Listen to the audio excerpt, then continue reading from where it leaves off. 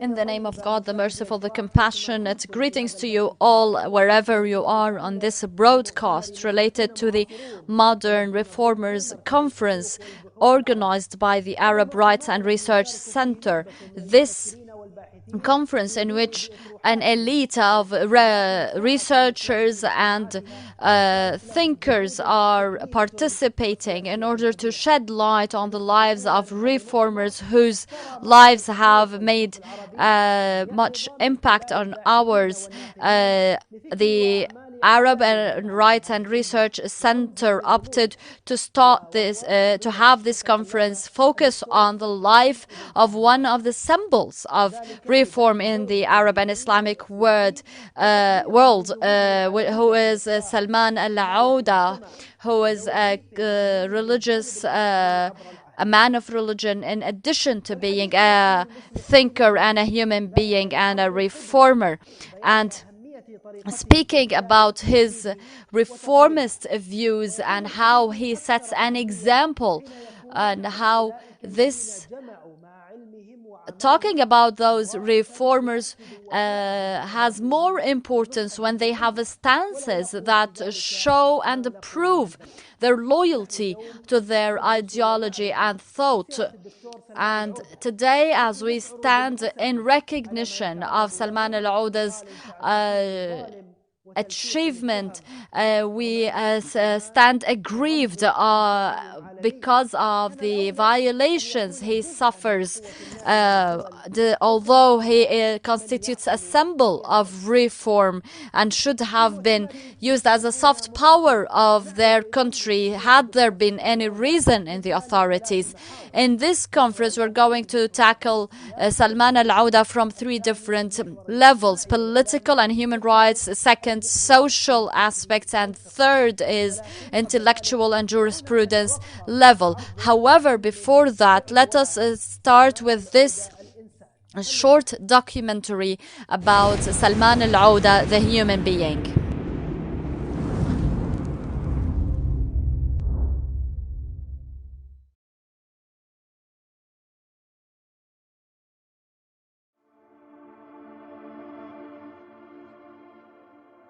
ثلاث سنوات مرت على اعتقال هذا الرجل الباسم المحب للحياة. ولكني أنا أحب الحياة وما زال لي فيها أرب وعندي فيها طموحات وفيه فقرات كثيرة ما كملتها، وإن كنت أعرف أنه كل اللي رحلوا كما قال وحاجات من عاش لا تنقضي. 3 سنوات ولا يعلم أحد لماذا يعتقل العودة أبرز رموز الإصلاح في العالم العربي. 3 سنوات والشرق والغرب يتحدثون ويستغربون، لكن الغرابة هي أن البعض ما زال يسأل: من هو سلمان العودة؟ أهلا وسهلا، العبد الفقير أخوك سلمان. العبودية والافتقار والأخوة لعلها أبرز الصفات التي ميزت رحلة سلمان العودة، والتي رغم كونها رحلة شاقة لكنه تغلب عليها بالابتسامة الدائمة. أعتز بأن أعظم ثوابتي هو إيماني الراسخ العميق بالله سبحانه وتعالى، وحبي له وحسن ظني به، وأنني أضع كل همومي وآلامي ومعاناتي حينما أسجد بين يديه. لو كانت هناك كلمة يمكن أن تصف رحلة العودة الطويلة فلا شك أنها كلمة الإصلاح التي ميزت مسيرته واقترن بها اسم العودة. رغم أنه إنسان معتدل، رغم أنه أدان الإرهاب، رغم أنه إصلاحي يريد فقط الإصلاح، ورغم أنه إنسان يعني محترم ومعترف به ومعروف دوليا، فإننا سنسجنه وسيبقى في السجن، لأنه ليس لأي أحد في هذه البلاد اقتراح أي إصلاحات إلا نحن. لن تسكتون الأصوات التي تطالب بالإصلاح. وهذه مهمة الأنبياء عليهم الصلاة والسلام، كما قال خطيبهم شعيب: إن أريد إلا الإصلاح ما استطعت وما توفيقي إلا بالله عليه توكلت وإليه أنيب. لم يكن الإصلاح كلمة يلقيها العودة بلسانه فقط، بل كانت منهج حياة لم يتغير حتى في أحلك الظروف. وهل هناك أشد على النفس من ظلمة السجن؟ 5 سنوات من الاعتكاف عزلتني عن تأثير الجموع، منحتني الحرية، نقلتني من الضيق إلى السعة ومن الانكفاء إلى الحياة. يمكنك التحدث طويلا عن مميزات سلمان العودة. ربما تكون أهم مميزاته أنه لم يقتصر على وجه واحد من وجوه الخير، بل ضرب بسهم في كل ما استطاع إليه سبيلا. نعم أتغير، لأنني لو قلت في 40 ما كنت أردده في 20 فهذا يعني ضياع 20 سنة من عمري سدى. سر تميزه عن غيره من العلماء أنه جمع بين العلم الشرعي والعلم الواقعي، فهو مدرك لتفاصيل هذا الواقع، ملم بكل إشكالياته، وكذلك أنه جمع بين الدعوة والتواضع، فهو داع ساع للإصلاح، ولكن مع ذلك هو متواضع للناس جميعا. يا رب، وأنت الكبير في عليائك، وأنا الهباءة في كونك، فكن أنت الصاحب في سفر الحياة. ربما تظن أن العودة داعية ومصلح. هذا هو سلمان العودة الإنسان.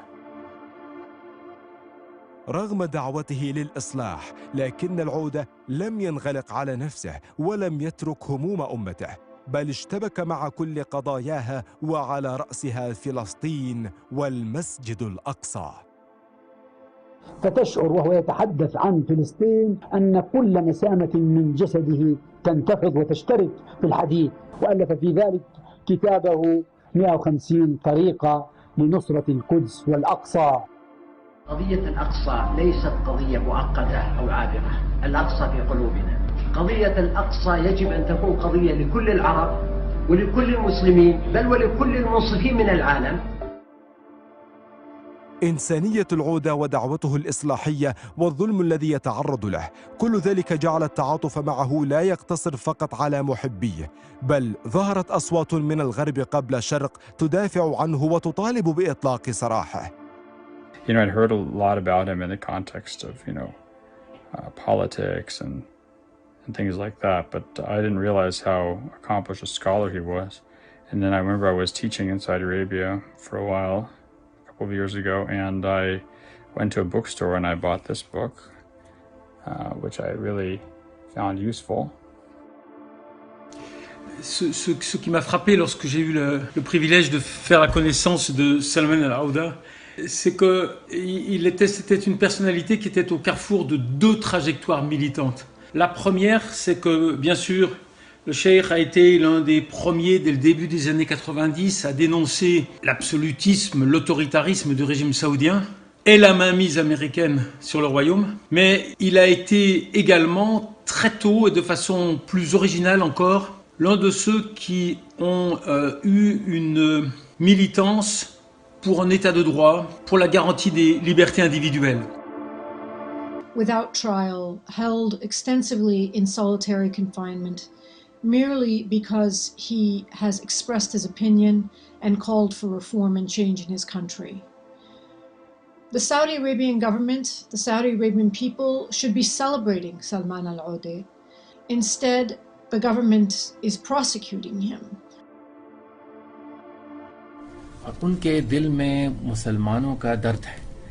दूसरे उलमा के मुकाबले में भी सबसे ज़्यादा उनकी नुमाया खुसूसियात ये हैं कि उनकी फ़िक्र में एक इत्तिदाल है, गहराई है, कुशादा ज़हनी है और एक इस्लामी आलमियत है कि सारी दुनिया के मुसलमानों से उनका ताल्लुक़ है और उनके दिल में दर्द है. لأن عندي أغلى شيء عندي هو حريتي. الحرية لا تريد أن يصادرها لا حاكم ولا تابع. 3 سنوات على اعتقال العودة، وربما بات السؤال على لسان الجميع: متى تطير العصافير؟ غدا تطير العصافير.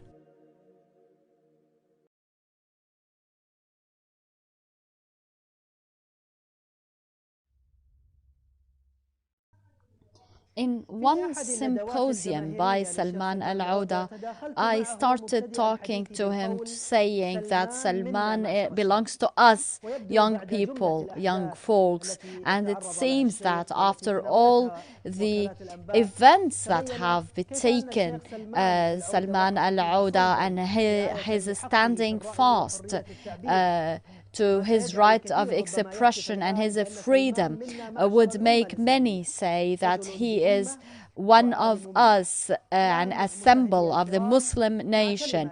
I would like to start by welcoming the first speech by Dr. Abdullah Al-Ouda, President of the Arab Rights and Research Center. Thanks for coming and attending this conference of modern reformers. Salman Alodah, as we know him, was spontaneous, clear, and he always called himself a child, practicing his childhood even as he grows older. And that's why he called his own autobiography The Childhood of a Heart. And he considers having an eternal childhood a motto in life. And when social media, with the advent of social media, he wanted to use it in all his life, and everybody knows all the details of his life, his differences, his arguments, his travels. So anyone who would like to claim anything and make any allegations against him would have to exert much effort to incriminate him and to say anything about him that people do not know.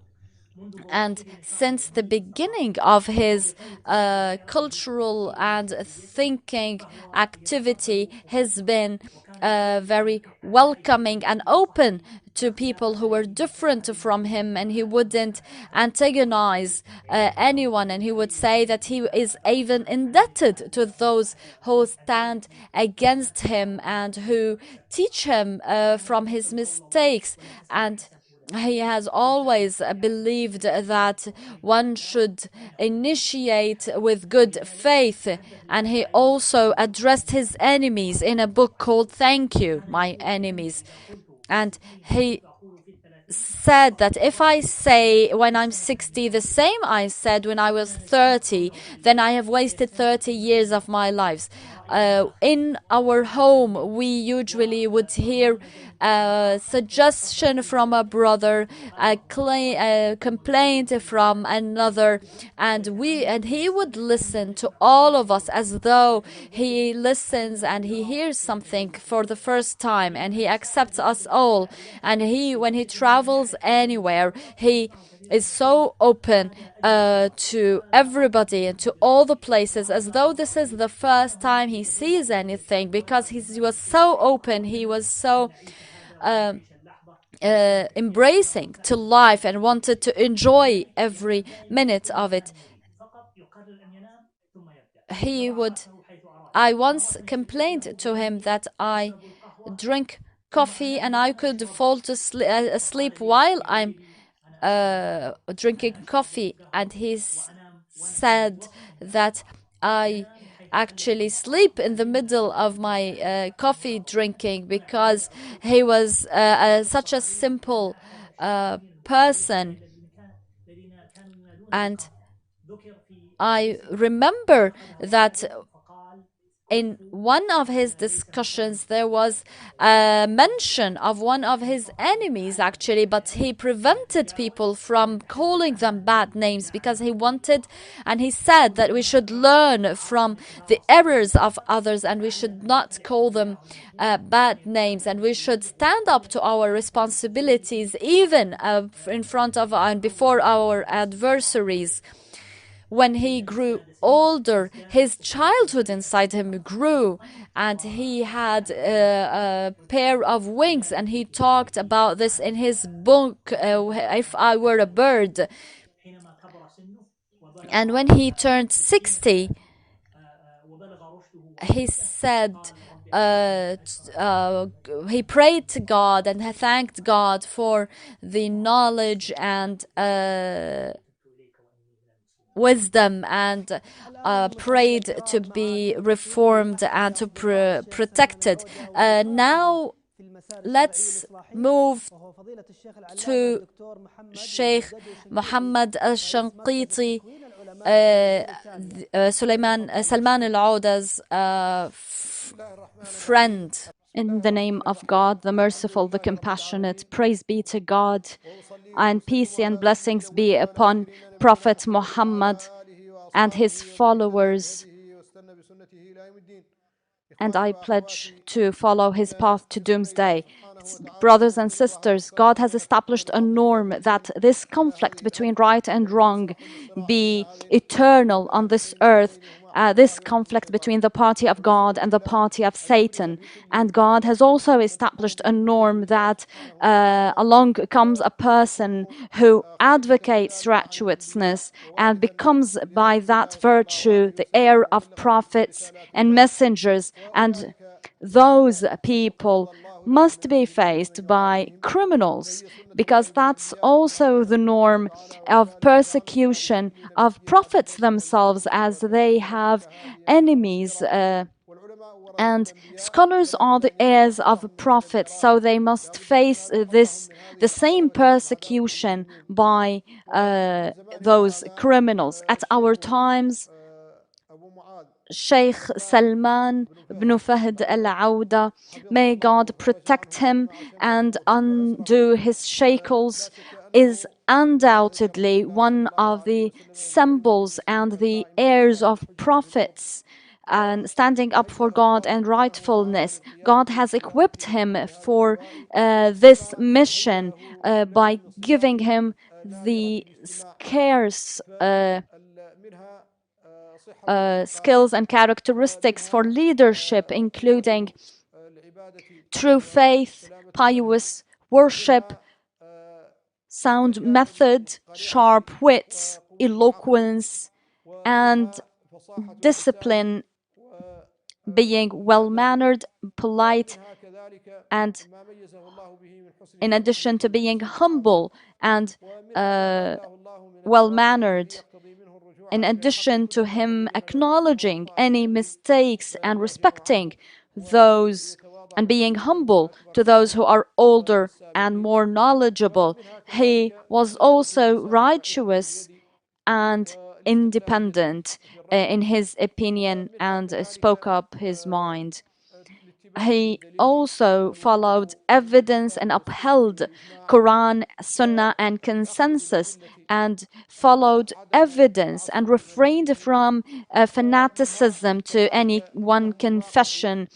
He also had a clear understanding of reality and its problematic aspects, and was also aware of the enemies, their plots, and how to confront them, and stood up to them. And we have always known him to stand up for that for more than 30 years, when he started as a scholar who would stand up against injustice and speak up for righteousness and rightfulness and spread righteousness among young people. He was one of the first to warn in this nation, in this ummah, against giving up to illusions. He was also one of the first to warn that this reality has its own jurisprudence, and that this reality and this jurisprudence we must be aware of, and God has destined much good at his hand, and corrected many misconceptions and cleared ambiguities in many misleading situations, all thanks to God. Hence, he is an imam for this religion. Hence, there is no wonder that he's been persecuted, like all prophets and imams, as part of their inheritance from prophets and messengers of Allah. We find no scholar or imam who has not been persecuted. We know that Abu Hanifa was exiled, Malik was tortured, and Imam al-Shafi'i was harmed more than once, and Abu Hanifa Ibn Hanbal was also imprisoned, and many Imams afterwards suffered a lot, including Ibn Taymiyyah, who died in prison, and Sakhawi, who wrote his book in prison, in confinement, and all the Imams and scholars whose books and property were confiscated and who were harmed, like Ibn al-Barri and Ibn Hazm al-Zahiri and others. In addition to that many of them lost their jobs and livelihoods, like what happened to Al-Izz ibn Abd al-Salam and others of the famous and Sheikh Salman was one of the first to point out the importance of those scholars and the importance of having a point of reference for this nation and for the Sunnah. And he talked about Al-Izz ibn Abd al-Salam, the Sultan of all scholars, in addition to Al-Mundhir ibn Sa'id al-Balluti. And he talked about their plight and what they faced for the sake of that religion and for this message. And he said that sacrifice along that path is part of the established norm, and God must have the persons who stand up for the rightfulness, and they should receive and they must receive harm along the way. We pray to God that his release is accelerated and that he be protected and that God helps him to stand fast and protect his senses, body, and well-being, and avenge his those who offended him and those who harmed him, and peace be upon God, peace be upon Prophet Muhammad. Media is a window for good to deliver information and news for the people, to raise their awareness, educate them, and for entertainment. However, but because of some parasite who intruded this profession, it became an evil tool that demonize and divide the community. Now we will see a video that shows the negative side of media. الأشرار دور المضللين، دور المنافقين في تغيير عقائد الناس والتلبيس على العامة. الإعلام الآن يؤدي هذا الدور بشكل مريح جدا. الإعلام العالمي قد يتظاهر بالحياد مثلا ويقدم لك سواء خبرا أو تحليلا أو حتى ممكن يقدم لك بعض الدراما التي يبدو أنها صادقة وعفوية، ولكنها مؤثرة جدا في صياغة عقول الناس، في التأثير عليهم. يتلقاها الصغار الكبار. مثلا ممكن يكون فيه مذيع معين كل الناس يتهمونه بأنه كذاب ويعرفون أنه ضعيف التفكير وأنه متقلب وأنه يأخذ مقابل ما يقول، ومع ذلك تجد هناك تأثيرا وصدى لمثل هذه الأشياء. كثير من الأباطيل وقت رواجها وانتشارها تسمعها في قناة فضائية، ثم تسمعها في إذاعة، ثم تقرأها منشيت عريض في جريدة، ثم تجدها تغريدة في تويتر، ثم تجدها مقطع في اليوتيوب، وتسمع الناس يتكلمون عنها. إذن أهمية نقاء ووضوح وسائل الإعلام، بمعنى أن المؤسسات التي يديرها الصالحون ينبغي أنها تتذرع بالأسلوب نفسه بحيث تقدم الحقيقة للناس، بحيث تسعى إلى صياغة عقول الناس، ما تكون عقول جاهزة لتقبل أي قصة، أي أكذوبة. إمكانية أنه يتحول مثلا القديس إلى إبليس، وإمكانية أن يتحول المجرم إلى ولي. هذه مصيبة كبرى، معناه أن الموازين عند الناس مختلفة. ولا شك أنه يعني يجب يكون فيه صبر، يجب يكون فيه احتمال، بمعنى أن الإنسان قد يسمع أو يقرأ أشياء تؤذيه، ولكن هنا لابد من يكون فيه الصبر والمصابرة، وهكذا هي الحياة. وفي الوقت ذاته أن يكون هناك مجاهدة ومقاومة ومحاولة إصلاح وتعديل.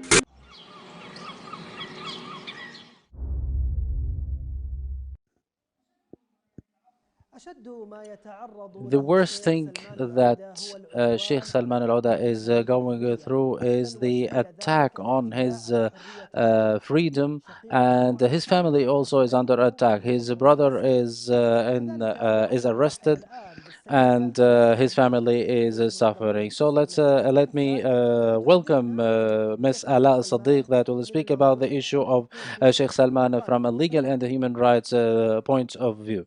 Al-Auda was imprisoned in a small cell around 2 by 2 without a toilet for around a full day. When he was transferred between Dahban and Al-Ha'ir prisons, he was handcuffed, blindfolded, and thrown into the trunk of a vehicle with no place to sit, and he was hitting into every side and corner of that trunk on the way.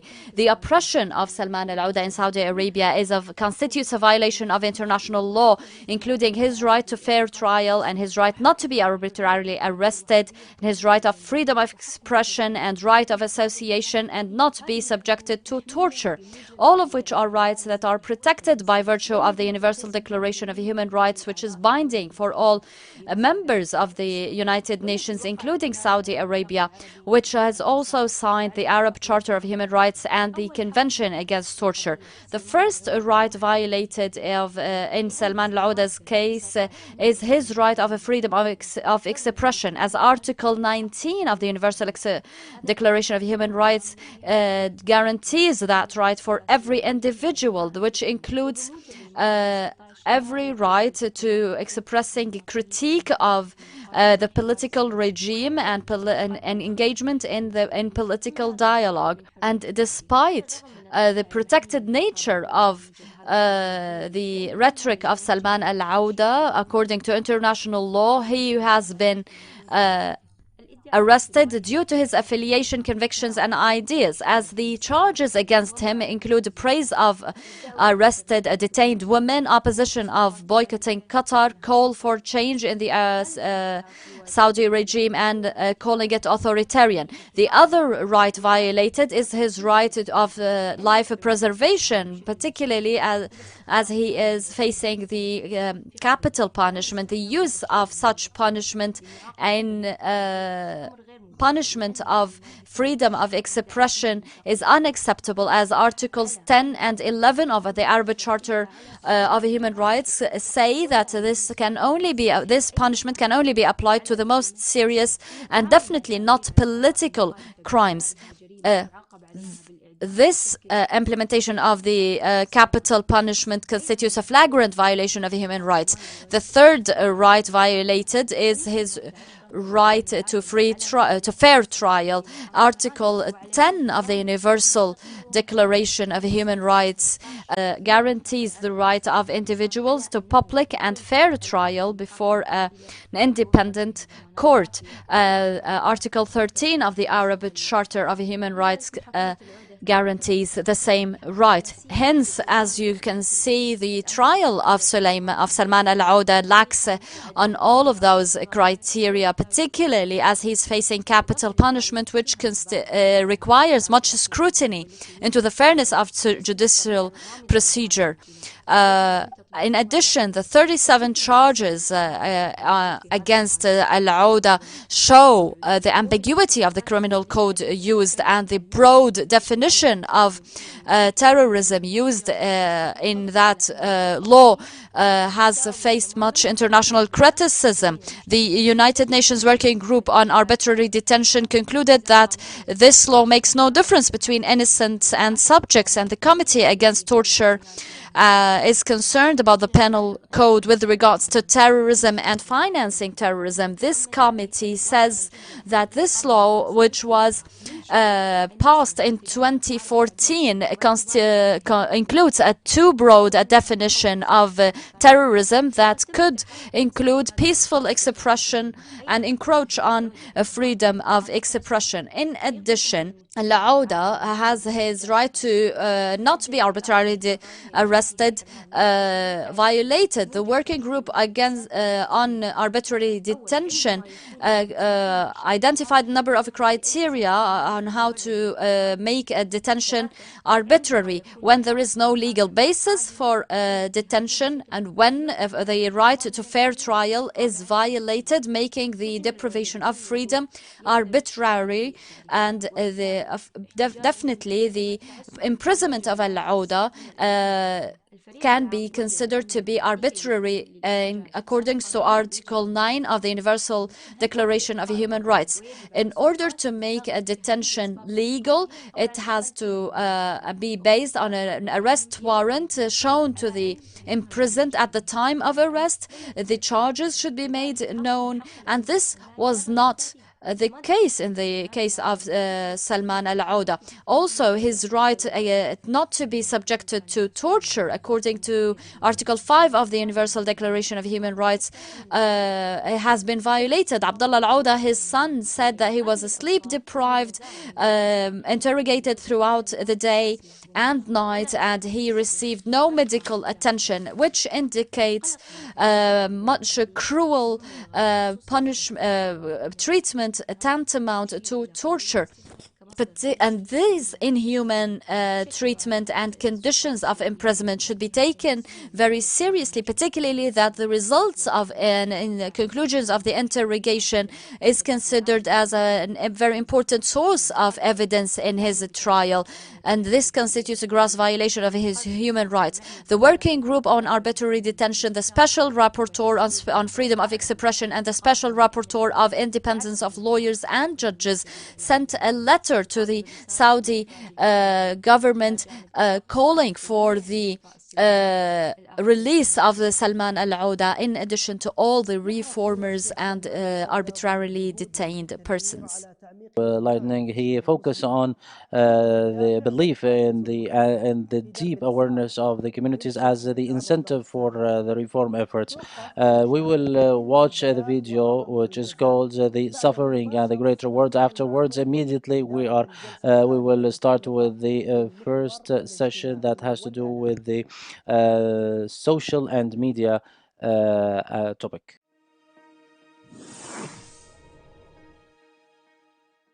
في الإسراء والمعراج يقول النبي صلى الله عليه وسلم إنه في السماء شم رائحة طيبة.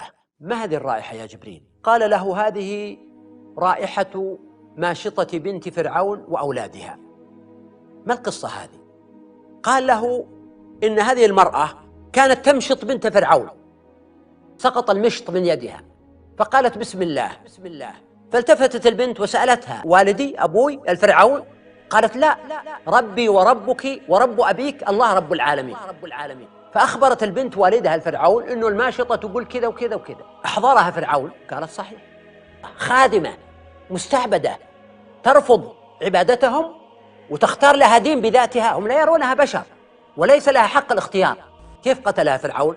طريقة متبعة، إنهم يأتون ببقرة من نحاس وأوقد عليه حتى احمر وصار مثل الجمر، ثم جاء، شوف النذالة، جاء بأطفالها وصار يرميهم في هذه يعني مشهد بشع، فصارت ترى أولادها النار تشوي أبدانهم ولحمهم وشحمهم وعظامهم. امرأة متجلدة صبورة، الإيمان يصنع الصبر في النفوس، وللآخرة خير لك من الأولى، صبرا آل ياسر فإن موعدكم الجنة. المرأة متجلدة تنظر لفرعون وتقول له: لي إليك حاجة. قال: ما حاجتك؟ قالت: أن تجمع عظامي وعظام أولادي في قبر واحد. قال: ما خالف، هذا لك. فلما بقي الطفل الصغير أصغر أطفاله كان رضيعا، فلما أخذوه لانته كأنها انكسرت من أجل هذا الطفل الصغير، فأنطقه الله سبحانه وقال لها: يا أمة اصبري فإنك على الحق. فتجلدت وصبرت، فأخذوه ورموه أيضا، ثم رموها بعده. وطالما شاهدنا مثل هذه القصص التي تبدو غريبة حينما نتحدث عنها، طالما شاهدناها كسلوك يومي في عدد من، لا أقول يعني البلاد البعيدة، وإنما في البلاد العربية والإسلامية مع الأسف الشديد، وأمام مرأى ومسمع من العالم الذي يشجب ويستنكر ولكنه لا يحرك ساكنة، وهو بهذا يعتبر شريكا في هذه الجريمة اليومية: العدوان على الطفولة، العدوان على المرأة، العدوان على الأبرياء، القتل بالبراميل المتفجرة، القتل بالصواريخ، القتل بالنيران والحرق. أيضا لا تنسى الجانب الآخر، جانب القوة، الاعتزاز بالإيمان، الصبر. النبي نفسه عليه الصلاة والسلام وجبريل يشمون هذه الرائحة الطيبة في السماوات عند الله سبحانه، شيء ملفت للنظر وعجيب. هذه رائحة من؟ توقع أنها رائحة يعني ناس في الدرجات العليا من الجنة، فيقول له هذه رائحة ماشطة بنت فرعون وأولادها.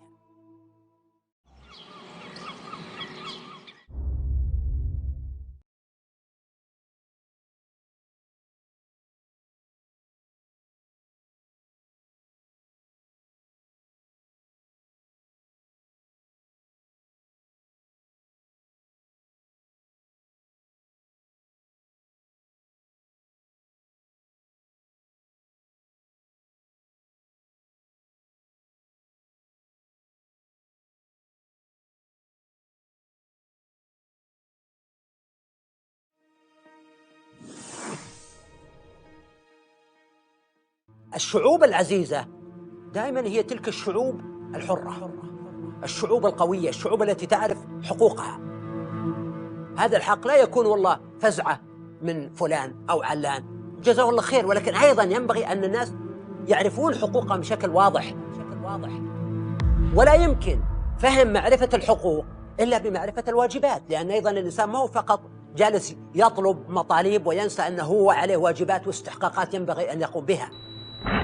فالمسألة فيها توازن. لكن الشعب الحر، الشعب الأبي، الشعب العزيز، كما نلاحظ في شعوب العالم اليوم، لا نقول أن هذه الشعوب هذه شعوب مؤمنة ولا شعوب مثالية ولا خلية من المفاسد، لكن لا يجب على الإنسان وهو يذهب مثلا يتجول في أي مكان في العالم أن لا تقع عينه في المدن والعواصم الكبرى إلا على مكبات النفايات. لا، يجب أن تنظر إلى يعني قضية اعتزاز الناس بأنفسهم، وكون الناس عندهم كما قال عمرو بن عاص رضي الله عنه في الأثر الصحيح عنه الذي رواه مسلم لما مدح الروم، وكان من ضمن ما مدحهم به أنه قال: وأمنعهم من ظلم الملوك. يعني شعوب ليس من السهل أن تغتصب، ليس من السهل أن تستباح، أن تنتهك حرماتها.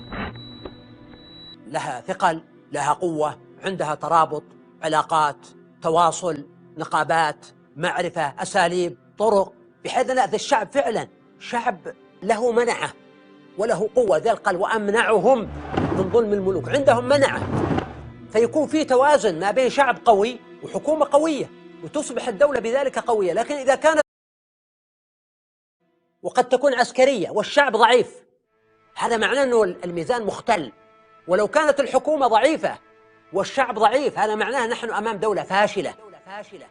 فإذا وجد هذا التوازن الرائع ما بين شعب قوي وحكومة قوية، هذا يوجد شيء عظيم.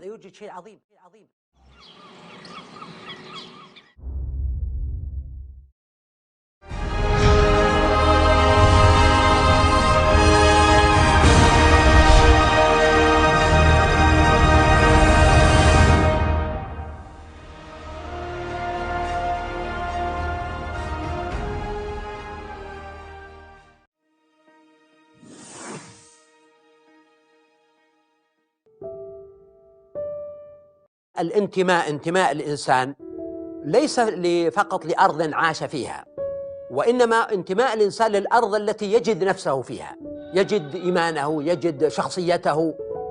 ومن هنا علينا أن ندرك أن ما يسمى أو ما نسميه نحن بالوطنية ليس مجرد أغاني أو أناشيد ولا شعارات ترفع ولا برامج تقدم، وإنما حقيقة الوطنية هي صناعة الانتماء في الأجيال، أن يشعر الناس أن هذا الوطن لهم، وأنه يصدر عنهم، وأنهم ينتمون إليه، أن هذا الوطن حفي بهم، حريص على مصالحهم، حريص على إيجاد الحياة الكريمة لهم. لأننا نشاهد اليوم ما يسمى بالهجرة، هجرة الكثير من الشباب المصري، الشباب الليبي، الشباب المغربي، الشباب العربي، يهاجرون عبر البحر، وأحيانا الهجرة قد تكون بين قوسين غير مشروعة بطرق بسيطة، ربما يركب المئات منهم في قارب قريب للعطب ويهلكون. متجهين إلى إيطاليا أو إلى فرنسا أو إلى إسبانيا أو إلى مكان آخر هائمين على وجوههم. لماذا يهاجر هؤلاء؟ لأنهم لم يجدوا الحياة الكريمة، لم يجدوا العمل، لم يجدوا الفرص، لم يجدوا التعليم. ولذلك أعتقد أنه فعلا في العالم العربي هناك فقر في الوطنية يجعل هذه البلاد ليست مكانا جاذبا، بل هي في الغالب مكان طارد.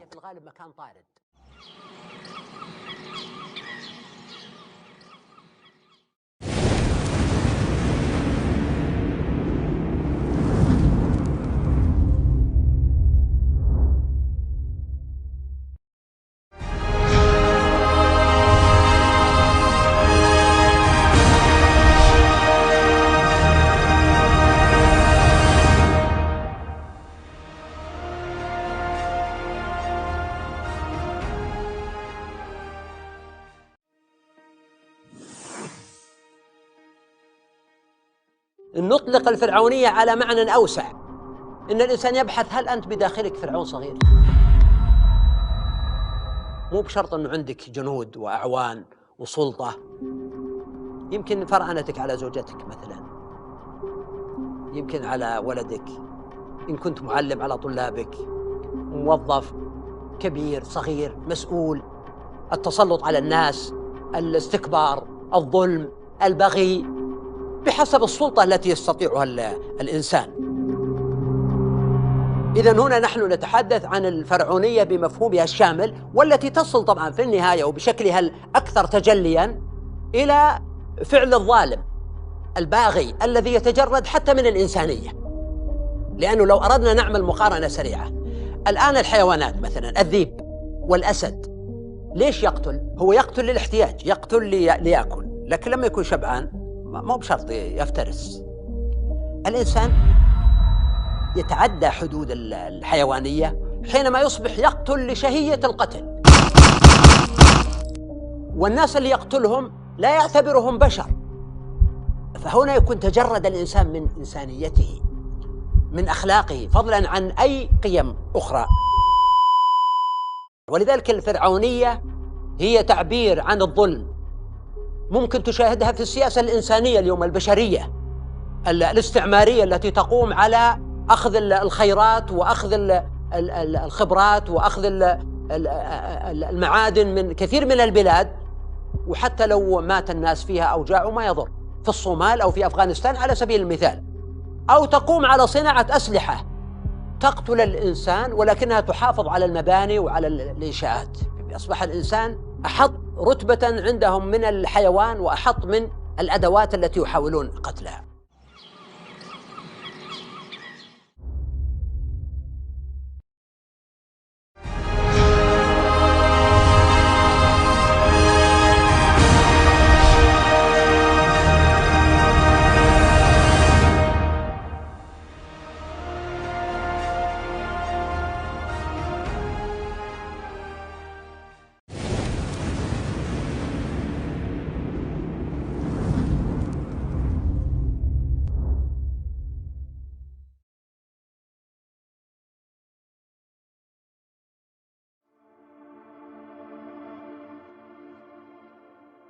ثلاث سنوات مرت على اعتقال هذا الرجل الباسم المحب للحياة.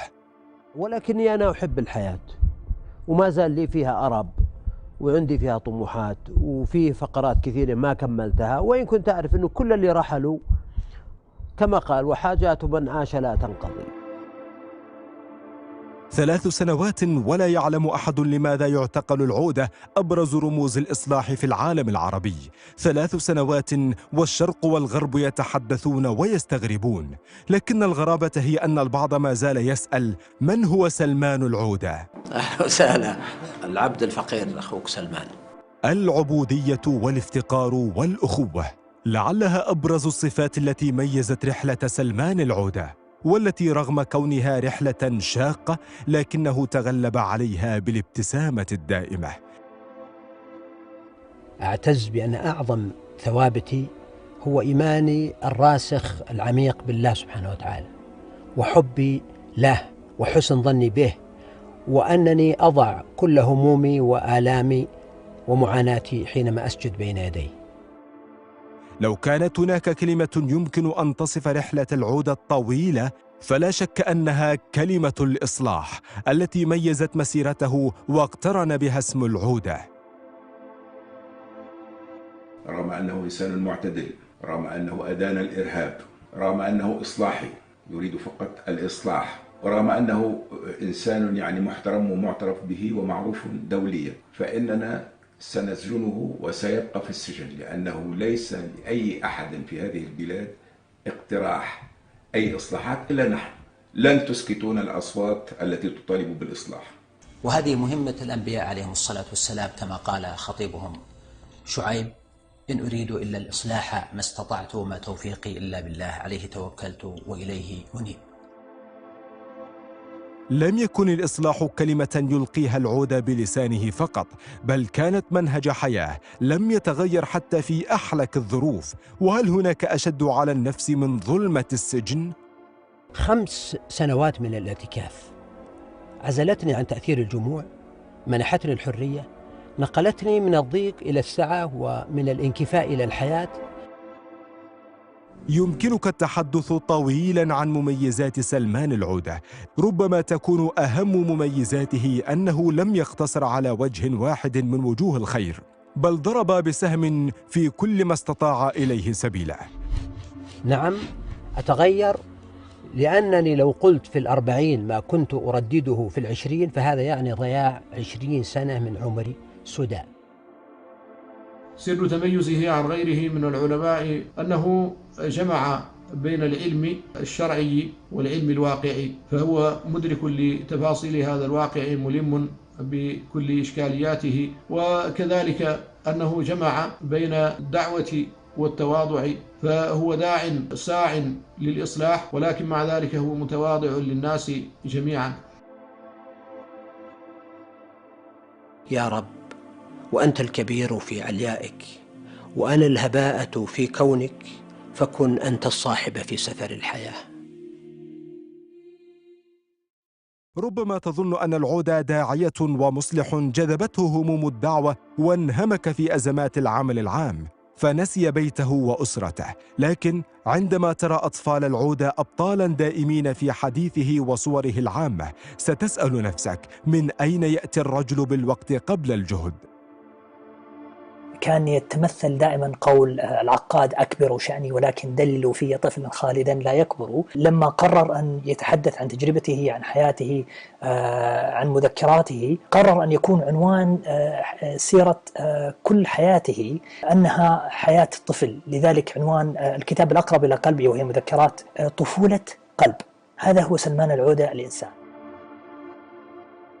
رغم دعوته للإصلاح، لكن العودة لم ينغلق على نفسه ولم يترك هموم أمته، بل اشتبك مع كل قضاياها، وعلى رأسها فلسطين والمسجد الأقصى. فتشعر وهو يتحدث عن فلسطين أن كل مسامة من جسده تنتفض وتشترك في الحديث، وألف في ذلك كتابه 150 طريقة لنصرة القدس والأقصى. قضية الأقصى ليست قضية معقدة أو عابرة، الأقصى في قلوبنا. قضية الأقصى يجب أن تكون قضية لكل العرب ولكل المسلمين، بل ولكل المنصفين من العالم.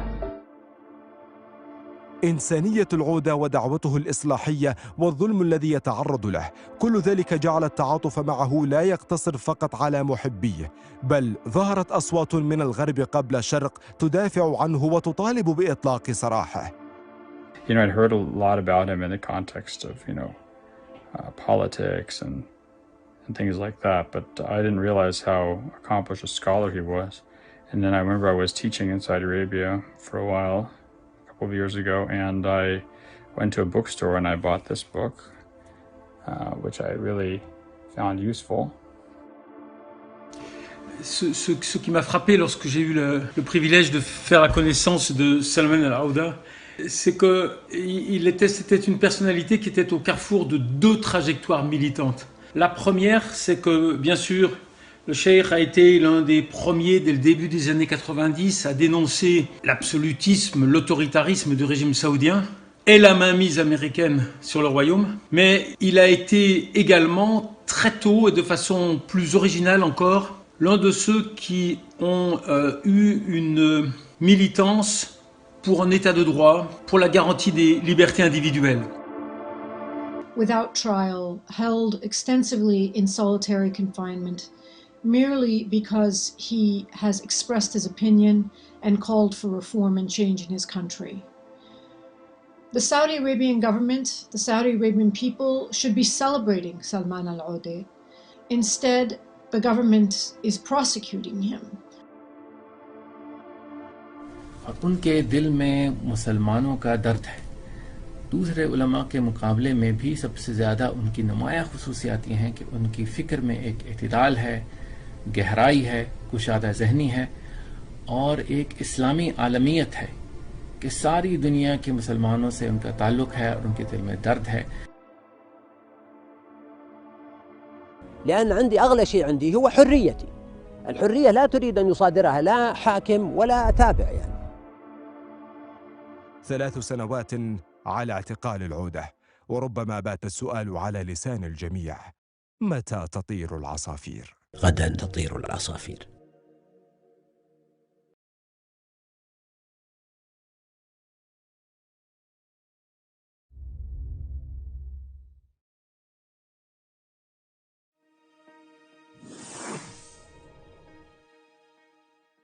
الشعوب العزيزة دائما هي تلك الشعوب الحرة، الشعوب القوية، الشعوب التي تعرف حقوقها. هذا الحق لا يكون والله فزعة من فلان أو علان، جزاه الله خير، ولكن أيضا ينبغي أن الناس يعرفون حقوقهم بشكل واضح. ولا يمكن فهم معرفة الحقوق إلا بمعرفة الواجبات، لأن أيضا الإنسان ما هو فقط جالس يطلب مطالب وينسى أنه هو عليه واجبات واستحقاقات ينبغي أن يقوم بها. فالمسألة فيها توازن، لكن الشعب الحر، الشعب الأبي، الشعب العزيز، كما نلاحظ في شعوب العالم اليوم، لا نقول أن هذه الشعوب هذه شعوب مؤمنة ولا شعوب مثالية ولا خلية من المفاسد، لكن لا يجب على الإنسان وهو يذهب مثلا يتجول في أي مكان في العالم أن لا تقع عينه في المدن والعواصم الكبرى إلا على مكبات النفايات. لا، يجب أن تنظر إلى يعني قضية اعتزاز الناس بأنفسهم، وكون الناس عندهم كما قال عمرو بن عاص رضي الله عنه في الأثر الصحيح عنه الذي رواه مسلم لما مدح الروم، وكان من ضمن ما مدحهم به أنه قال: وأمنعهم من ظلم الملوك. يعني شعوب ليس من السهل أن تغتصب، ليس من السهل أن تستباح، أن تنتهك حرماتها. لها ثقل، لها قوة، عندها ترابط، علاقات، تواصل، نقابات، معرفة، أساليب، طرق، بحيث أن هذا الشعب فعلا شعب له منعة وله قوة. ذلك قال: وأمنعهم من ظلم الملوك. عندهم منعة، فيكون في توازن ما بين شعب قوي وحكومة قوية، وتصبح الدولة بذلك قوية. لكن إذا كانت الحكومة قوية وقد تكون عسكرية والشعب ضعيف، هذا معناه أنه الميزان مختل. ولو كانت الحكومة ضعيفة والشعب ضعيف، هذا معناه نحن أمام دولة فاشلة. فإذا وجد هذا التوازن الرائع ما بين شعب قوي وحكومة قوية، هذا يوجد شيء عظيم.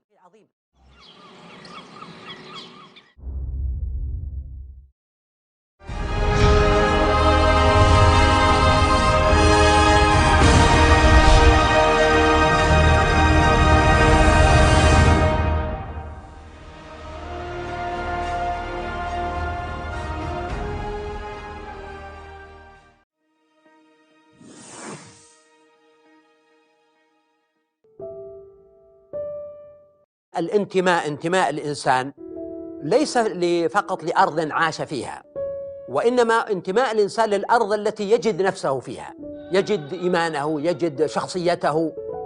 ومن هنا علينا أن ندرك أن ما يسمى أو ما نسميه نحن بالوطنية ليس مجرد أغاني أو أناشيد ولا شعارات ترفع ولا برامج تقدم، وإنما حقيقة الوطنية هي صناعة الانتماء في الأجيال، أن يشعر الناس أن هذا الوطن لهم، وأنه يصدر عنهم، وأنهم ينتمون إليه، أن هذا الوطن حفي بهم، حريص على مصالحهم، حريص على إيجاد الحياة الكريمة لهم.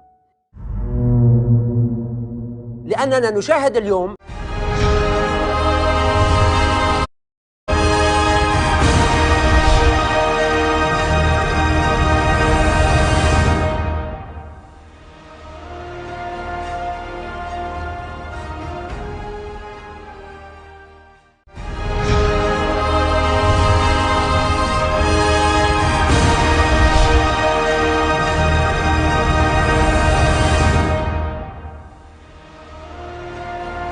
إذن في مؤتمر مصلحون معاصرون سنعرض لشخصية الدكتور سلمان العودة من خلال 3 محاور.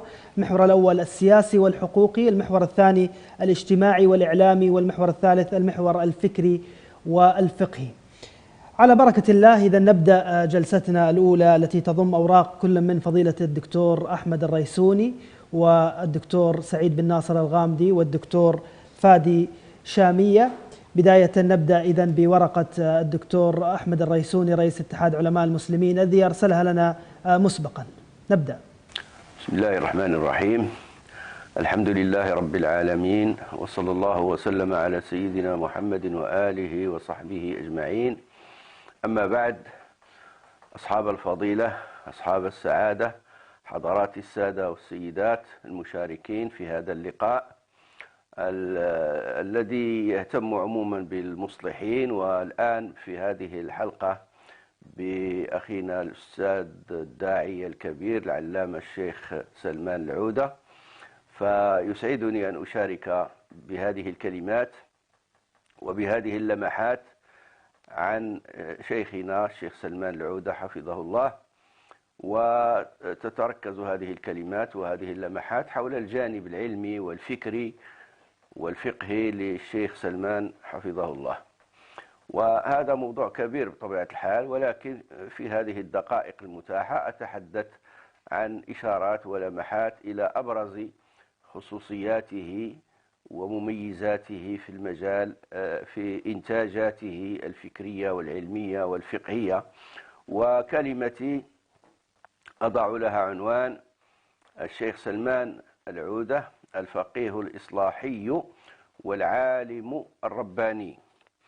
الشيخ سلمان حفظه الله له مؤلفات فقهية عديدة، ولكن مع ذلك فأنا أقصد بسلمان الفقيه أبعد من الفقه بمعناه الضيق الاصطلاحي.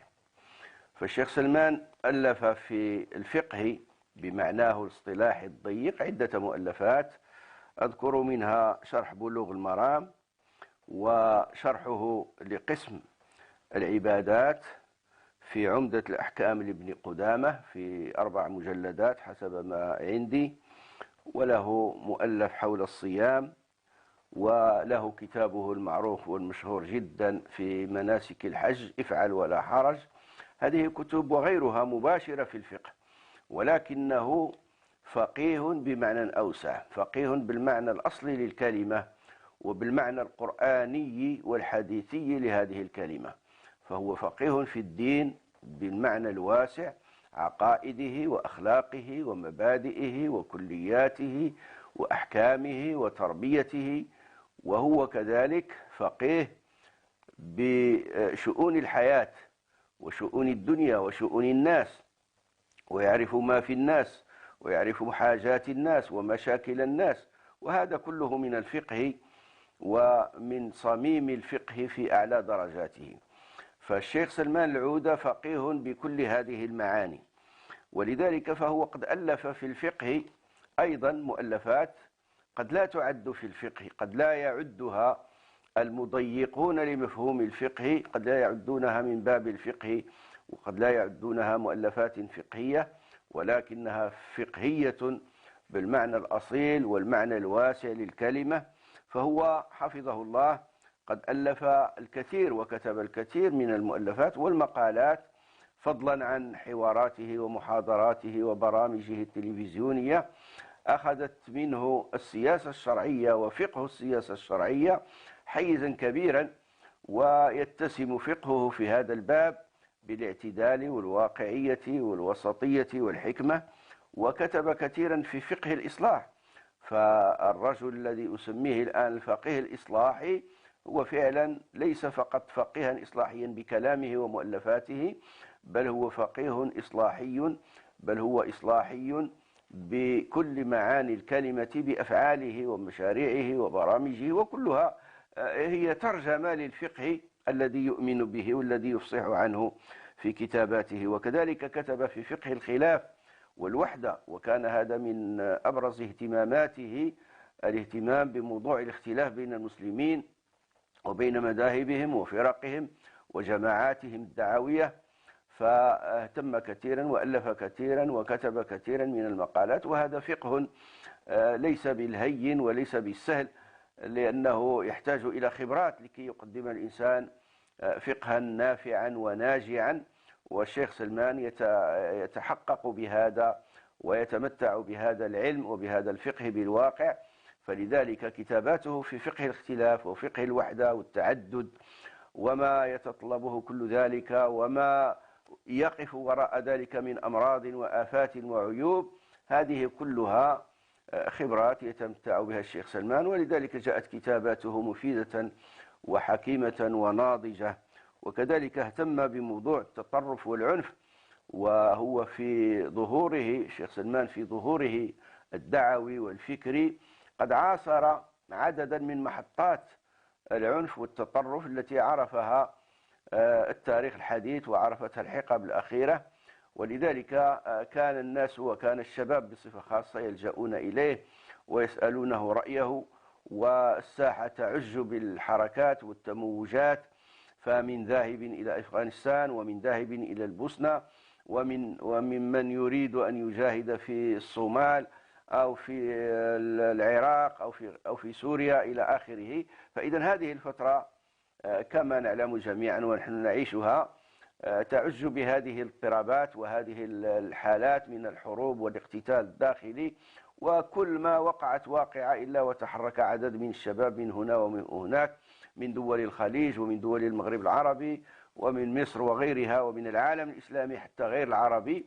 وكان الشيخ سلمان محط أنظار الشباب يطلبون رأيه في هذه الأمور، فقد كتب في هذا الموضوع كتابات رشيدة وقام بترشيد عدد كبير من الشباب، وأحيانا كان يجيبهم إجابات شخصية ومباشرة، وكان يرشدهم ويوجههم إلى ما هو الصواب وإلى ما فيه الحكمة، وأن لا يندفعوا إلى هذه نداءات الداخلي. فإذا هذا باب كذلك كتب فيه كثيرا، وكتب في موضوع كثيرا أيضا في موضوع التسامح في الرأي والتعايش والقدرة على التعايش بين الآراء المختلفة، وملخص رأيه ومذهبه في ذلك كله أن الاختلاف أمر لا مفر منه، وأمر واقع وأمر مفيد جدا، ولكن علينا أن نتجنب فقط بعض منزلقاته وآفاته، وبينها وكتب فيها كثيرا. فإذا كتب ما يمكن أن نعتبره بأحسن فقه وأرشد فقه في استثمار الخلاف والتعايش معه والاستفادة منه وتجنب آفاته ومنزلقاته. وفي هذا الباب أيضا كتب كتابه أسئلة العنف، والعنوان يغني عن كل توضيح لمضمونه. فكتاب أيضا عالج أهم الأسباب والدواعي والأشكال والنتائج والعواقب المترتبة عن اللجوء إلى العنف، وأجاب عن أسئلة كثير من الناس وكثير من الشباب ليرشد الشباب ويبعدهم عن الانزلاقات المختلفة التي تلوح لهم. وقد أجاب أحدهم حين أراد violent أن extremism, يستصدر and one man asked him for a fatwa to allow him to go fight in a certain country after he explained that this is useless and that this is not a safe or a prudent action to take. He told him that in the jurisprudence of jihad itself, there are dozens of aspects and doors that are not activated. Why don't you work on that field and make sure or put your effort on those jihad aspects other than applying jihad by fighting? And he made sure, or he promised, that he is going to write a book about those doors of jihad for the young people to seek them instead of seeking a fight as an aspect of jihad. So he is a reformer jurist, as I said, but at the same time, and this is the other aspect of him, which is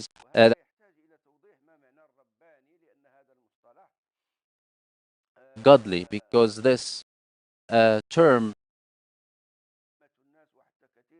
a lot of people and the scholars deviated from its real meaning, because when we say a godly, they think that it is a worshipper who is living in his own worship place, living his whole life just to worship God, cutting all his ties with the earthly life and with the people and society around him. But the meaning is on the contrary. It is Imam al-Tabari says godly is derived from the word God, and it is the person who provide advice to people around them. So godly scholars are the people who are the corner of a life for people who help people around them to make their lives, their paths correct. And he links religion to politics. So this is the godly scholar. So he is knowledgeable about religion and earthly life, and his efforts are for reforming this relation between the earthly life and the religion, and direct people to the true path. So this word that is coming from God, but in Arabic, the source of the word means to educate and to bring people back. So that's what Sheikh Salman has done, and he is one of those godly scholars because he was down to earth. He sat with people, with the young people. He was giving them and taking from them, listening to what their hearts say. So he was indeed a godly scholar and a true reformer who is leading, directing, and living with people, and not isolating himself from them. So our scholar was a reformist and a godly scholar. May God bless him and bless his knowledge, and help us learn from his knowledge and all the gifts that he has. Thank you very much. Thank you very much. The second paper, dear audience, will be about the political and the human rights aspects of Salman al-Audah's life. This paper is by Dr. Saeed Al-Ghamidi, but because he was infected by COVID-19, it will be presented by Dr. Wasfi Ashur. So please, the floor is yours. In the name of God, and all the blessings and prayers be upon His Messenger Muhammad, peace be upon him. It is a great honor to speak about an important figure that has a very important place in the Islamic awakeness and awakening, and talking about the purpose of Islam and the teachings of Islam, and seeking to achieve the objectives of Muslims in this context. Dr. Salman is a unique personality in this time, in his preaching and in his discourse that is in line with the inherent nature of people, and he was able to reach thousands of young men and women through the use of technological platforms. The organizers of this conference were very good to select the personality of Sheikh Salman, and I hope that a number of activities can be organized about other scholars who are similar in their efforts to Dr. Salman, and in recognition of their efforts in this field for the awakening of the Muslim Ummah, and for the best interest of the Islam. This paper was written by Dr. Saeed Al-Ghamidi, but unfortunately he was unable to deliver it because he has fallen ill. In this paper, we speak about the political and the human rights aspects in the discourse of Salman Al-Auda. We hope that his release will be very soon. This paper speaks about different topics. The first topic we speak about following the comprehensive approach by Salman al-Auda. Salman al-Auda was impacted or influenced by the environment that he was brought up in. Afterwards, Sheikh Salman al-Auda um, was open to other movements, to other scholarly establishments, and he traveled around Saudi Arabia and outside Saudi Arabia, and he has seen other environments unlike the environment that he found himself in. That helped him to see things with a broader horizon and with a better vision, and that helped to improve his discourse, to understand Islam broadly, that is interested in the macro level and the micro level at the same level. Islam gives a priority to the issues of the Ummah or the Muslim nations and to issues of governance and day-to-day life.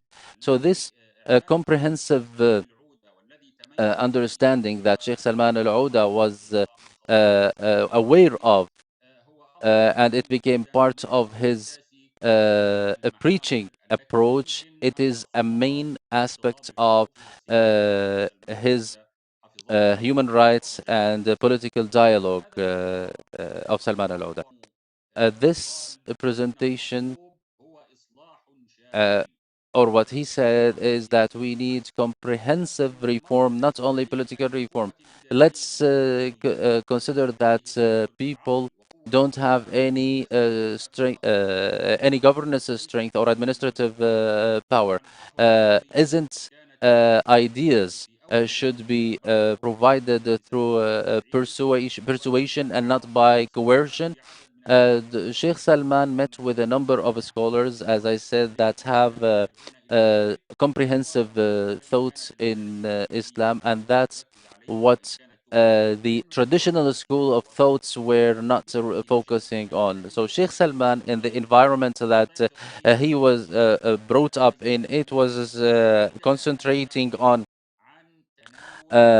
marginal issues, and they were not talking about the public life, the governance in Islam, and Islamic issues that has to do with justice, shura or consultation, dignity, the a decent life of people, and the right of the ummah to select who govern them. That wasn't present in the environment he was raised up in, and not even now in Saudi Arabia. So Salman al-Auda was speaking about these issues as part of Islam that governs all aspects of life. This discourse has an impact on totalitarians and their clique, because those rulers have not been receiving their legitimacy from the selection of people or the satisfaction of people, but they are getting their legislation from the might of force and the assistance of foreign powers like Russia or the United States or other countries. In addition to that, this discourse revitalize the projects that were meant to be absent in the region, in the Gulf area, issues of freedom, justice, human dignity, encouraging the nation to select their ruler. So this discourse was deemed a threat for those totalitarian rulers, with all the popular and common understanding and the popular acceptance that wake up people on what they need to have in their lives. Sheikh Salman says that some elites in the Arab and Muslim world in the past decades that believe in secularism and tendency towards the West were unable to coexist with people because the Muslim audience believe in the values of Islam. They might feel challenged or afraid about their identity, but they don't accept things that are not in line with their values, identities, and peculiarities. This is a discourse that is in line with the inherent nature of human kind or mankind.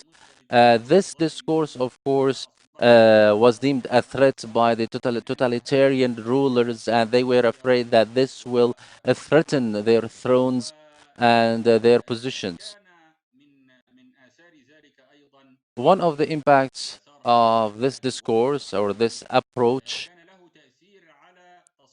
it affected how Sheikh Salman perceived issues, because when a man uh, lives on a certain approach and a methodology, and when he has methodological perceptions and basic vision on issues, of course, this affects how he sees things and how he believes the solution of these things are, and how to deal and interact with the different issues around them.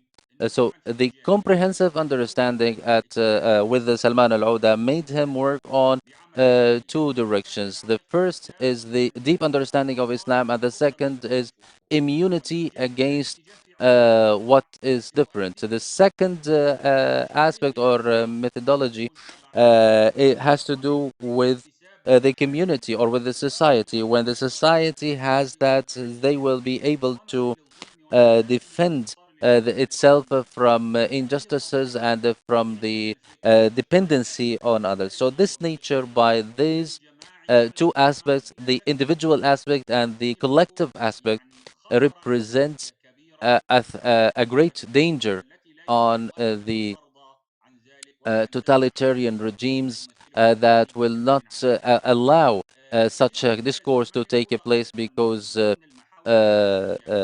is a dangerous on them. Dr. Salman, in from the different topics that he mentioned or he tackled, his political and the human rights aspects, he was affected all the time by the well-established texts. So he, in the political sphere, he didn't get into the tiny bits and details because it is a wide space. So he in such space, of course, the well-established, the non-questionable aspects in religion should be the main topics, like, for example, shura or consultation, justice, and the selection of people to of who govern them. And this is something that is very important in that. So focusing on those well-established facts again represent a threat to the dictator rulers, those rulers who are getting their legitimacy from coercion and uh, uh, paying injustice to the people, and seeking the assistance of foreign powers that keep them in their positions and powers. Dr. Salman speaks about the uh, overall issues and the macro level in Islam. He says getting busy on the micro level and forgetting about the macro level in Islam is a problem that all Muslims are living at all levels, and this is a huge mistake. We need to have a midway or a middle way in that, to speak about the uh, originals in Islam, and to speak about the freedoms as well, and give each aspect its appropriate due right to speak about that. And this is the true path, because there was a dispute amongst the two extremes in that. The first extreme that was sinking on the bits and bytes of religion and the marginal issues, and the other extreme is the secular group of people that look at Salman as an extremist person. But Sheikh Salman was in a moderate man in the middle. He was neither with those nor with these groups, and he was taking that moderate path. Also, amongst the aspects that Sheikh Salman have in his discourse, that he had a methodology to deal with concepts that has to do with the core modern ideas. And this is the moderate issue. Like, for example, the issue or the concept of fighting, which is very distorted right now. And some groups wanted to revitalize that concept in safe countries and secure countries and prevent it in areas that are required. So Sheikh Salman thought that fighting in countries that have governments in places that are secure and that are providing services to people is forbidden. At the same time, he was uh, encouraging jihad in occupied areas like Palestine, Iraq, or other occupied countries. So jihad in those countries is a must. So again, he was in the middle, in between two extremes. The first extreme thought that Sheikh Salman was against jihad, and the other extreme looked at Salman as being a preacher or an encourager of violent extremism. So that's how Sheikh Salman took a moderate path in different topics. Some of the issues that he spoke about, the issue of citizenship, and he thought that he said that citizenship was an important issue in Islam, but the homeland must not be built on on a lot of different issues. The Islamic Sharia it calls upon people to take care of their homelands and to defend them even with their souls. But the homelands should not be too sacred to become like gods that are worshipped and that come first before the interest of the Muslim Ummah. The aspect before the last is dealing with the media and using them for political and human rights encouragements. I think that Sheikh Salman Al Ouda was one of the most important scholars who used social media for the call and for da'wah to Islam. Until now, his pages are working, and people go to these pages to learn from them, whether on Facebook, Twitter, or Instagram, or any other platform, as well as his different websites like Islam Today or the Islam website and other websites. So Sheikh Salman was able to make a surge in Islamic da'wah through the use of technological platforms. One of the important aspects that Sheikh Salman spoke about as well, he spoke about the security policies against the deviant currents. Of course, Sheikh Salman is against extremism, but at the same time, he is against despotism and dictatorship. Those groups, extremist groups, must not be treated by coercion, injustice, and torture, which increases their stubbornness and put them in a place or put them in the corner, and they don't retreat from what they are doing, justifying their actions that those governments are torturing them and oppressing them. So he believes that security in community is very important, and having the governing security powers is very important. However, those agencies, security agencies must not go beyond the lines drawn for them and their function. And at the same time, he is not. He thought that dealing with those violent extremists must be engaged with the dialogue and pursue them through logic and through discussion, and that this issue can be solved through a social approach. And freedom and dictatorship is the last topic. We close the paper of Dr. Al-Ghamidi. May he get well soon. So here it is the dichotomy of freedom and dictatorship. Dr. Salman Al-Ouda was responsive to the Arab Spring and the movement of the peoples in the last decade, where people wanted to have their own say.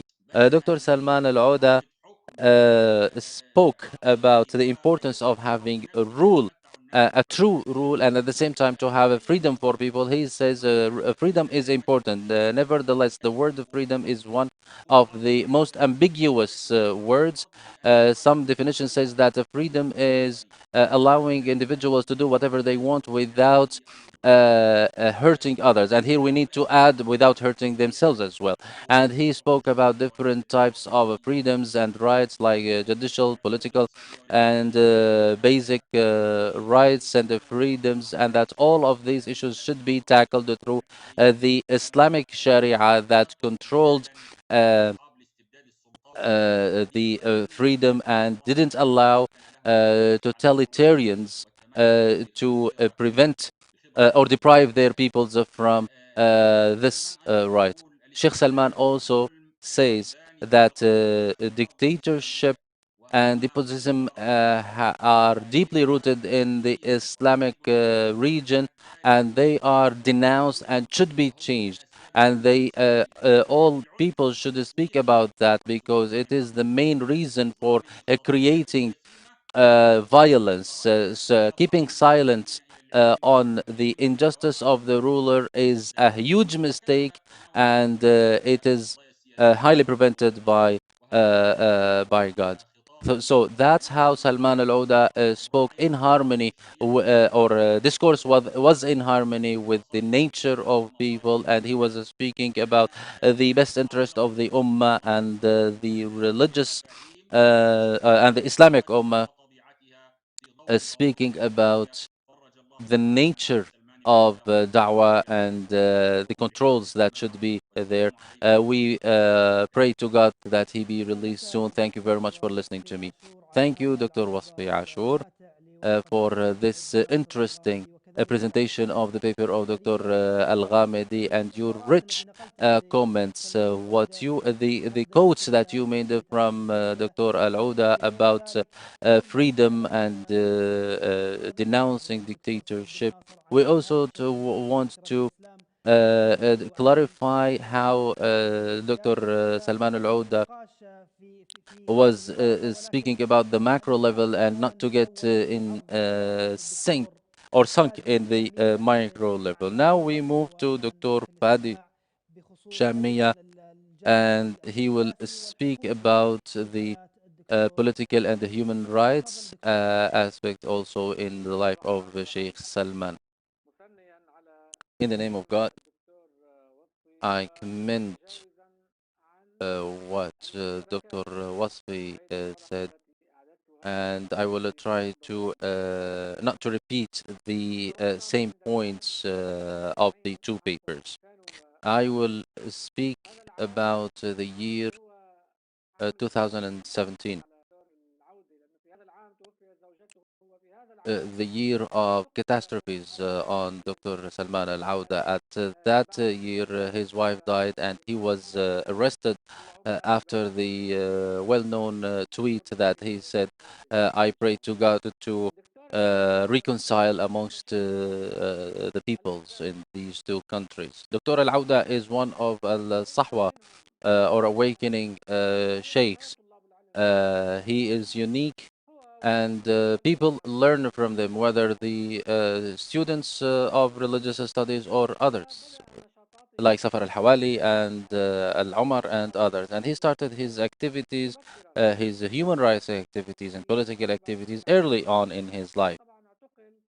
In 1994, of course, in 94, he was arrested for 5 years for his political activity, and he was put in solitary confinement. In that period, he matured his discourse, his political discourse, after he has seen that some people who heard or listened to him took the path of violence. So he denounced violence, and he also denounced and rejected extremism. So he made some kind of revisions in the first period of his imprisonment from 1994 to 1999. Then he went out of prison to put his thoughts into practice. Sayyid Qutb, it is said that Sayyid Qutb, if you have great ideas but put on a lame horse, so it won't be as good. So Salman al-Auda has set up a very precise scale. He says that the relation with the authority in his country is similar to the nature or the relation with the fire. If you step far away from the fire, you will freeze to death, and if you get too close, you will be burned. So, very rare people can understand the borders of this relation. But just as happened to him in 1994, in 2017, he was treated in a worse way. Salman al-Auda was advising the authorities in his country that the demands of reforms can never stop, and that the authority should deal with it before it turns into a snowball that takes everything in its way. But as we mentioned, those reformist ideas didn't find hearing ear. On the contrary, they were rejected by the Saudi regime, and the regime in the beginning narrowed down on Salman al-Auda and banned him from traveling. And then when the King Salman came to power, he gave him some liberty. But when Mohammed bin Salman was the real ruler in the country, things became harder on him, and it became a new phase. So he was imprisoned just because he kept silent, or because he made that prayer on Twitter. So you can imagine how weak the Saudi regime is now, because after one tweet, without any judicial subpoena or papers that justify his arrest. On the contrary, he was arrested after he tweeted one tweet on Twitter. Afterwards, he started to receive charges that are silly. For example, that he didn't pray or he didn't mention the king in his prayers, or he has books written by Yusuf al-Qaradawi, or that he is affiliated to the Muslim Brotherhood. So, in general, this tweet by Salman al-Auda was regarded as a crime in the context of the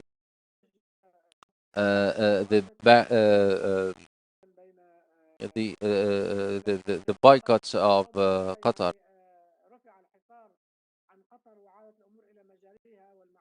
And then after this boycott to Qatar was lifted, and things are back to to normal, I think that Salman Al-Auda should be released because his arrest came in the context of the problems or tensions between Saudi Arabia and Qatar. Now, I'm not going to speak about the arrest and the justifications of that arrest because the failure of the authority in Saudi Arabia to understand the bright thoughts of Salman Al-Auda, but the core reasons that put Salman Al-Auda in a prison now, I think there are 5 root causes. The first one is the current alliance between the throne prince of the United Arab Emirates and the throne prince of Saudi Arabia, Mohammed bin Zayed and Mohammed bin Salman, who are not at the level of Saudi Arabia or the United Arab Emirates or the Gulf states, but at over the world. So they are antagonizing the Islamic movement, whether you call it the Muslim Brotherhoods or the Awakening or Nahda or Sahwa or whatever you want. So Salman Al-Auda became a target because Salman Al-Auda is one of the key figures in this Islamic movement of Dawah. The other thing is that the other reason is that the ruling family in Saudi Arabia are afraid of any personality that has that is popular in the world. So a personality like Salman Al-Auda that is able to affect or influence the community or to become a personality that receives international attention, it became a threat to them. For example, his website Islam Today, and he left the heading that website to his colleague. Then there was a conference in Kuwait to for the recognition or the introduction of the Prophet Muhammad, peace be upon him, after publishing the caricatures against Prophet Muhammad. And he was then called to provide to make culture lectures in some European Islamic culture. So becoming an international figure, this is something threatening to the Saudi ruling family. The other thing is that the position of the Saudi kingdom from the Arab Spring or the revolutions, because Salman al-Auda said that this became something that is important in the region. But when his program on NBC became an incentive for the revolutions in the area, of course, his program or his show was stopped on TV. Salman Al-Auda has hundreds of thousands or millions of followers, and this popularity is challenging in the Saudi kingdom. And the fifth reason that Salman Al-Auda has good relations with the ruling family in Qatar and some establishments in Qatar. So when with the tensions with Qatar, between Saudi Arabia and Qatar, and the siege of Qatar, he became a target as well by the Saudi authorities. What we learned about the torture that he received, the Saudi regime, and unlike what a lot of Muslims believe, and we were some of them, we thought that the Saudi regime respects scholars and takes into consideration the Islamic values and Islamic teachings in dealing with their citizens. But from what we are hearing, it seems that, for example, lashing, beating, stripping prisoners naked, pulling out their nails, deprivation of sleep. It shows that they don't respect anything of the Islamic values. I also think that some of the bad aspects of the Saudi kingdom in the current rule of Mohammed bin Salman, the reputation of Saudi kingdom has deteriorated. The last point, you have only 2 minutes. So the last comment as Dr. Wasfi said about the ruling or the governance system that Salman Al-Auda believes in. Of course, the suggestions of Salman Al-Auda are outwarding or advanced, not only in Saudi Arabia, but in so many Arab countries, because the ideas of Salman Al-Auda are very too advanced to them. For example, the idea of caliphate. We don't have well-established and proven texts in religion that gives priority to caliphate. He believes that this caliphate will never be repeated, and one of the purposes of the Islamic Sharia is justice. So that's what we need to focus on, and the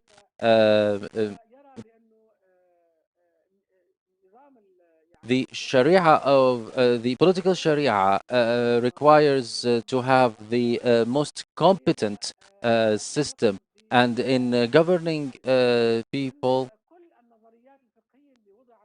Muawiyah was the first one.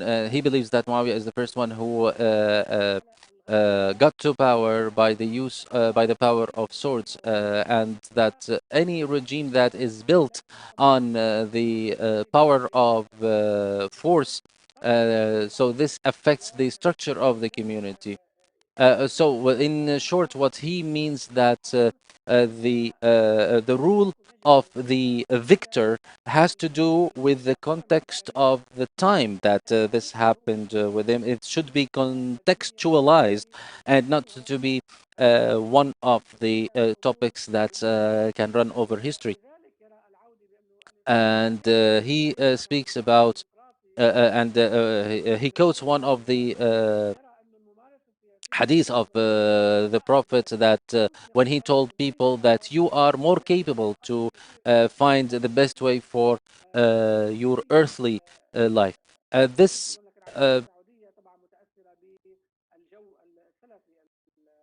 Of course, this is coming from a Saudi figure who is living in Saudi Arabia, and it is influenced by the Salafist school of thought. I just we don't have time because we need to go into the Q&A session. So thank you very much for your contribution and what Dr. Ahmed Al-Raisuni as well mentioned in his paper. I will start discussing with you about some ideas, and I will start with Dr. Wasfi Ashur. The issue of the comprehensive Islam and looking at things at the macro level. Do you think that this issue that was problematic for Sheikh Salman, and that some groups are getting into the micro level and are sinking into the details, do you think that there are reasons that has to do or that have to do with the nature of the Arab state, especially that Salman Al-Auda provided a paper called Sinking into the Details in the 1980s. So the Arab states were very new. So do you think that this macro view is imported from a foreign power? Well, before we're getting into that, let's say this. When we talk about that, we need to be comprehensive and to speak about the macro level. It doesn't mean that we ignore or neglect the micro level or the details, but the focus should be on the macro level.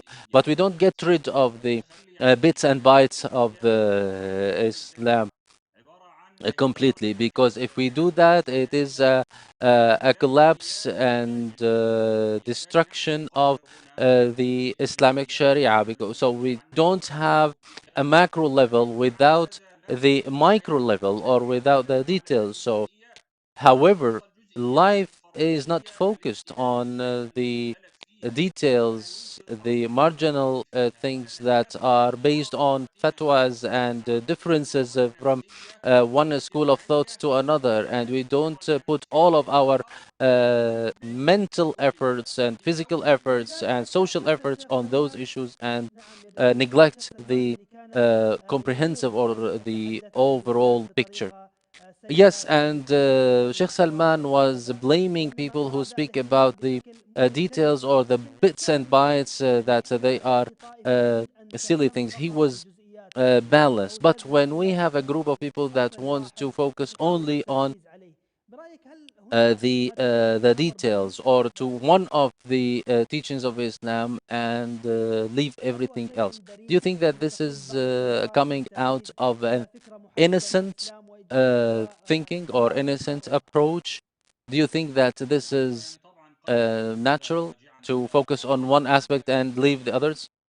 Well, this could be due to um, a structural a thing within the people who speak about that, or because of the environment that they were brought up in, or there is a political direction to stay aside from talking about the major issues in Islam or the comprehensive image and to speak about some of the explanations and the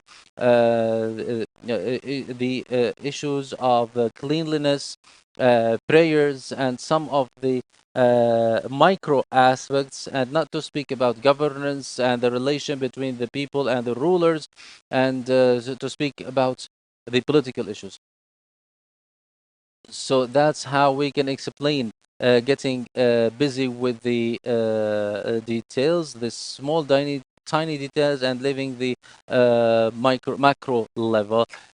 So I believe there is a political tendency to do that and to neglect issues that are related to governance and politics because that is dangerous and threatening to those in power.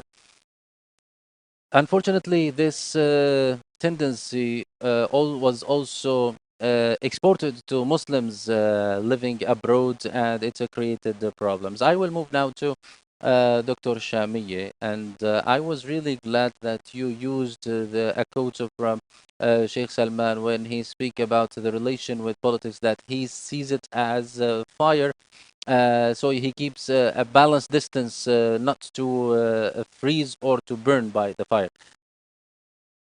In the positions that Salman took, for example, in the second Gulf War and rejecting the involvement of a foreign power in a war between Arabs, and his other positions, like, for example, supporting the Arab Spring. Do you think that Sheikh Salman was an opposition figure, or he just wanted to provide advice to the authority? He is more than just opposition. He is an opposition figure, and he is uh, a person with illuminated ideas. So he is a threat because he becomes a leader in his country for a comprehensive change. That's why the charges that were made against him, of course, comes from the fear of such a person, that he has such um bright ideas that he can speak to the entire world. But we see right now ideas that are out of history, that you can't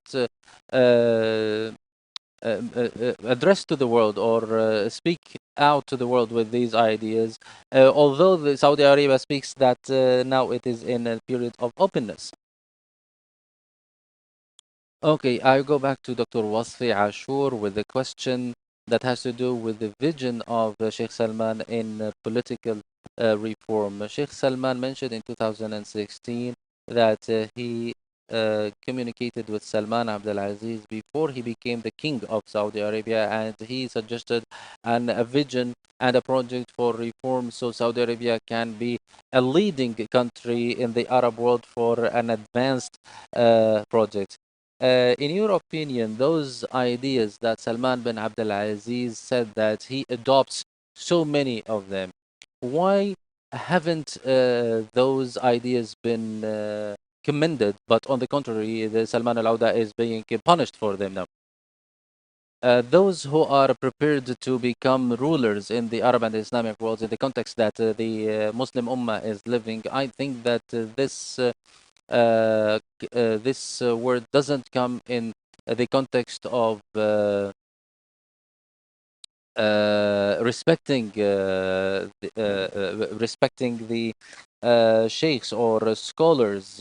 It's just for getting legitimacy for those who are prepared for ruling. For example, Assisi was speaking about Islam and about the renewal of Islam. And in Syria, for example, the regime speaks about resistance against Zionism, etc. So all of these ideas are just a smoke gun for those regimes to cover for the crimes that they are perpetrating. So if they are really want to reconcile with their people, they would have made some changes and reconciled with their citizens and with the figures and other parties within their countries, rather than putting those parties that are not perceived in line with the government in prisons.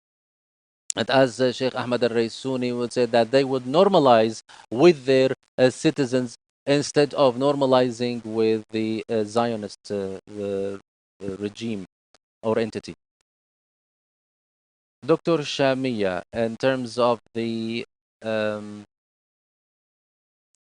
writings and teachings of Sheikh Salman, that he doesn't want to have confrontation within the country. In 1996, when he was in prison, or in 1994, sorry, he wrote a message that he recorded before he was imprisoned. It was called a message from behind the bars.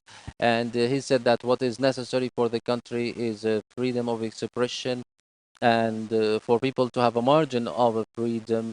And he was advising against pursuing violence. Some people try to link Sheikh Salman with those violent groups in the Islamic world. Why do you think there is insistence on doing so? Thank you. Before I answer this question, I will go back to the question that you asked Dr. Wasfi. King Salman not only said that he adopts those ideas when Salman's wife died, everybody in the kingdom, even King Salman and Muhammad bin Naif and even Muhammad bin Salman, sympathized with the man and visited him. And then things tipped around, because Muhammad bin Salman, under the influence of Muhammad bin Zayed, who have a project against any Islamic movement or a da'wah movement, so it is very natural that they put Salman al-Auda in prison. Now back to your question. He spoke about all the concepts that are in the best interest of any ruler. He denounced any kind of violence, and he even spoke about revising Islamists in case they went back, they were able to come to power, and that those countries should not be under a new dictatorship under an Islamic flag. And he spoke about a comprehensive reform after the any Islamic reform. He didn't speak directly about Saudi Arabia. He spoke about any country that is going through a revolution and a change of ruling regime. So his suggestions and his words, I don't know if I have time to quote some of what he said. He said that the revolution has a bad aspect and good aspect. the revolution is a wave that holds everything, so it needs to be rationalized. He speaks about revolution as a sudden blow, and it's not a gradual blow.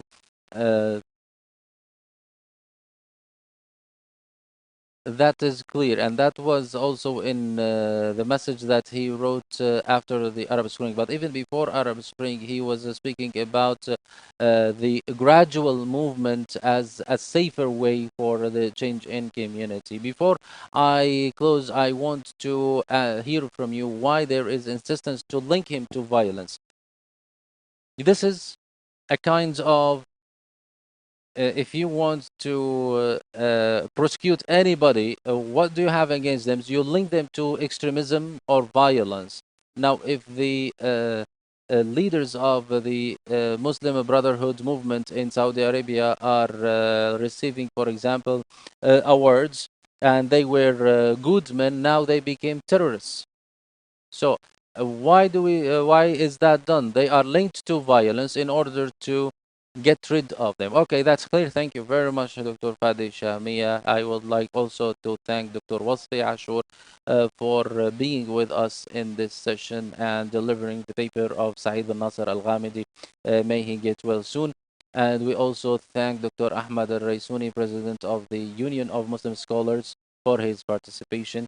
With this, we finish our first session, and after the break, we start the session.